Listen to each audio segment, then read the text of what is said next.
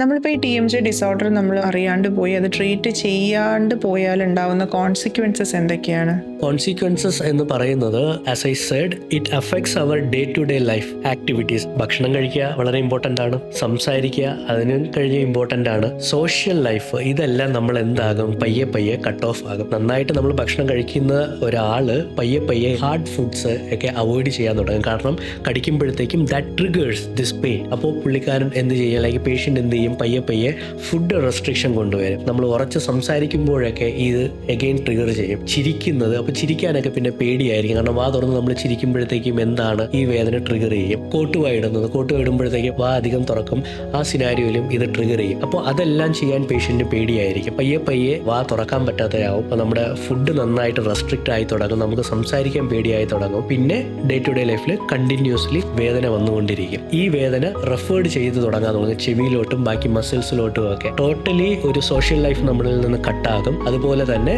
നമ്മുടെ day to day life ആക്ടിവിറ്റീസും പയ്യെ പയ്യെ ഗ്രാജുവലി ഇത് വരും. ഇത്രയും എക്സ്ട്രീം സിനാരിയോസിലോട്ട് പോകാതെ എന്തെങ്കിലും ബുദ്ധിമുട്ട് അല്ലെങ്കിൽ ഇന്ന സയൻസ് സിംറ്റംസ് ഉണ്ട് എങ്കിൽ at the earliest you meet a specialist and get the treatment done.